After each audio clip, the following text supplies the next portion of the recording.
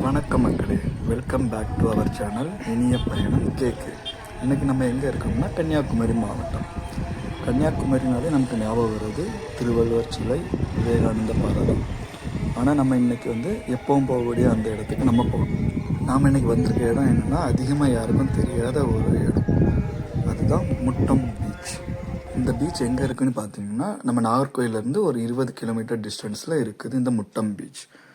அதே மாதிரி எல்லா பீச்லையுமே நீங்கள் பார்க்குறது மண்கள் தான் நிறைய பார்ப்பீங்க. ஆனால் இந்த பீச்சில் அதிகமாக பாறைகள் தான் இருக்கும். அதுவும் ஒரு ஆரஞ்சு நிறத்தில் பாறைகள் இருக்கும். அது பார்க்கறதுக்கே மிகவும் அழகாக இருக்கும். இந்த இடத்தோட அழகை முழுசாக பார்க்கணுன்னா என் கூட வீடியோவில் தொடர்ந்து இருக்கும். அதே போல் இந்த பீச்சில் உங்களுக்கு குழந்தைகளுக்கு விளையாடுறதுக்கு நிறைய ஐட்டம்ஸ் இருக்குது. அதாவது இந்த ஜம்பிங் போல், அப்புறம் சறுக்கு, ஊஞ்சல், சீசா, அப்படி சின்ன பிள்ளைகளுக்கு விளையாடுறதுக்கு தனியாக ஒரு சின்ன பார்க் மாதிரி செஞ்சு வச்சுருக்காங்க. அதில் நீங்கள் ஃபேமிலியாக வந்தீங்கன்னா உங்கள் பிள்ளைகள் நல்லா என்ஜாய் பண்ணி விளையாடுவாங்க. ஸோ இதில் எல்லாருமே நல்ல சின்ன பிள்ளைகள் ரொம்ப சந்தோஷமாக இந்த விளையாடக்கூடிய பொருட்கள் நிறையா இருக்குது. அதேமாதிரி சேஃபாகவும் இருக்குது.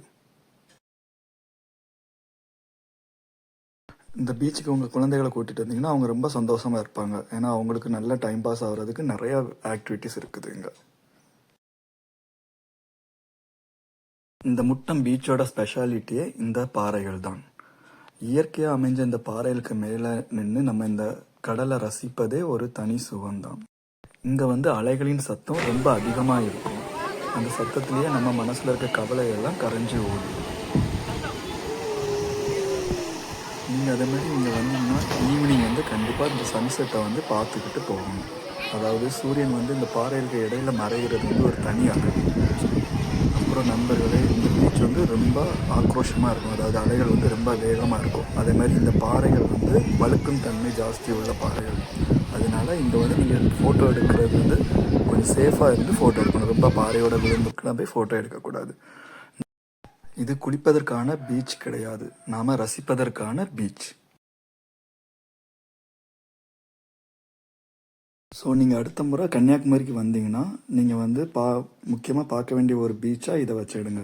ஏன்னா இது கொஞ்சம் கூட்ட நெரிசல் கம்மியாக இருக்கக்கூடிய பீச்சு. அதே மாதிரி ரொம்ப பிரம்மாண்டமான பீச். இது அழகாக இருக்கும். இந்த பீச்சை நீங்கள் பார்த்தாலே உங்களுக்கு தெரியும். இங்கே ரொம்ப கூட்ட நெரிசல்லாம் இருக்காது. கன்னியாகுமரி மாதிரி ரொம்ப கூட்ட நெரிசல்லாம் இருக்காது. ஸோ இதுக்கு ஒரு ஈவினிங் நீங்கள் வந்தீங்கன்னா உங்களுக்கு டைம் நல்லா பாஸ் ஆகும். ஃபேமிலியாக வந்தீங்கன்னா நல்லா என்ஜாய் பண்ணலாம். அதே மாதிரி இந்த பீச்சுக்கு உள்ளே வர்றதுக்கு என்ட்ரன்ஸ் ஃபீஸ் உண்டு. ஒரு ஆளுக்கு 10 ரூபா. அப்புறம் கார் பார்க்கிங், பைக் பார்க்கிங்லாம் 10, 20 அப்படி வச்சுருக்காங்க.